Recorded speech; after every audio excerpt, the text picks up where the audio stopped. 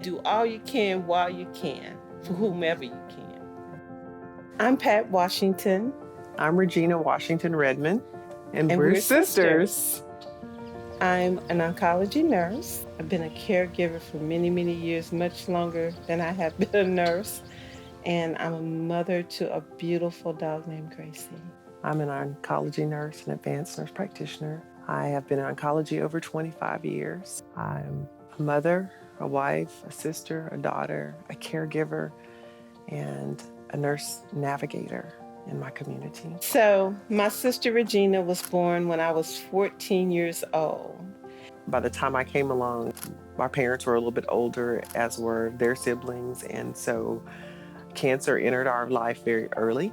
We always had at grandmother's house that one room that had a hospital bed in it, and I think that established the nursing career for me very early. So caring for people comes quite naturally for us.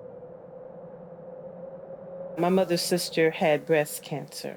She called me. I was actually in graduate school at the time. And she says, I have breast cancer and I'm going to need you to come because I'm going to have surgery.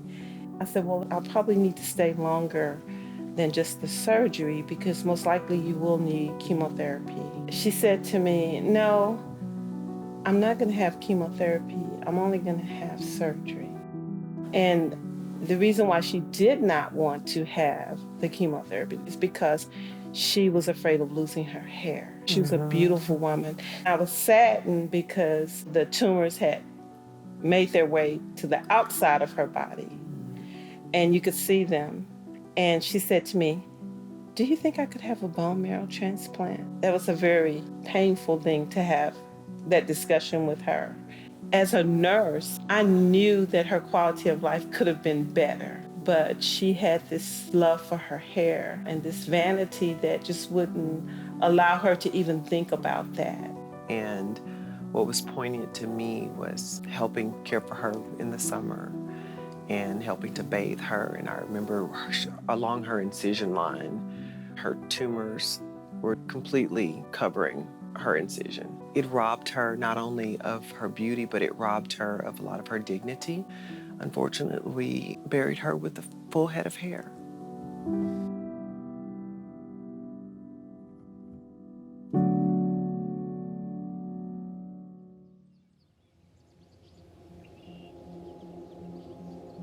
I knew I wanted to be a nurse because my big sister was a nurse. Our mother was a teacher and she wanted us to do something else with our lives and be able to be independent. And it was a blessing because we still got to be teachers in our own way. She loved it so much that she had a patient who might have been about 25 at the time. And she had these beautiful children. And my sister befriended her.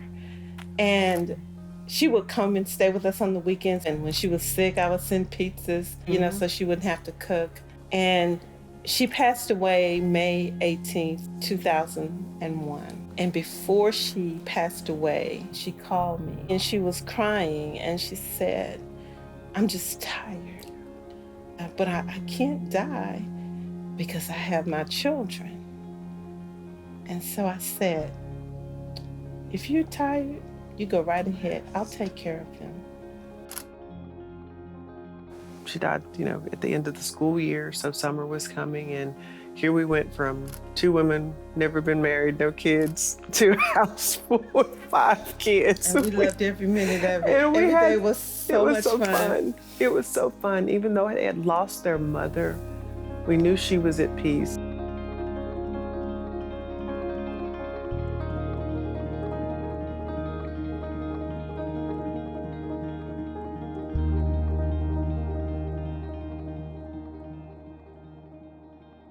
Historically, African Americans have been kind of leery of participating in research. The idea of being made a guinea pig doesn't sit well. And if you look at the studies even today, less than 1% of the participants are African American. And I don't care what type of cancer it is. One of the other things that we can't overlook when it comes to clinical trials is sometimes clinicians have inherent bias.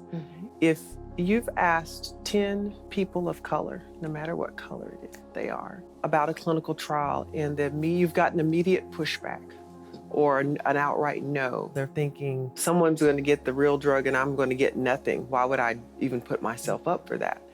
We have to explain that in oncology, we don't do placebo-controlled trials. Typically, it is this current standard of care plus or minus something else that might add to that benefit or that magnitude of benefit. I'm grateful that we come from a family that is committed to clinical trials, and we hope to always continue to do that work. It is an honor to serve. It is an honor to use the education that we've been gifted, the experiences we've learned from other people to help people navigate through this cancer journey. My legacy means that it's a piece of me that's left here, and I hope that people who talk with us or who know us are inspired to do the same. That's the whole point, because I'm not going to live forever, and I hope that my niece, whether she's going to be a nurse, a doctor, a lawyer, whatever, I hope that she'll be inspired to do the same. It doesn't have to be in the area of cancer, but whatever it is, I hope that people will look at that. Just like the two girls that we raised, I can see that in them, that caring kind of spirit. I pray that my legacy is a legacy of empathy. We get to help people. It's not that you have to do anything, but it's an opportunity and a gift to see a need in others. And if you can meet the need, you meet the need. And I hope that my legacy is inspiring others to do that no matter what their field is. If you are a nurse, that you treat every patient as an individual and you help them get to personalized care. If you are an oncologist, that you don't become apathetic because you work with a disease state that has a high death rate. I hope that my legacy is lived out in not only my child, but in all the people that we've touched, that they will have found a nugget of something that inspires them to do something for someone else. And that would be in the spirit of especially of our father. He had that gift, and our family had that gift, and I hope to continue that. That is legacy for me. I'm Pat, I'm Regina, and this is my life. and this is my legacy.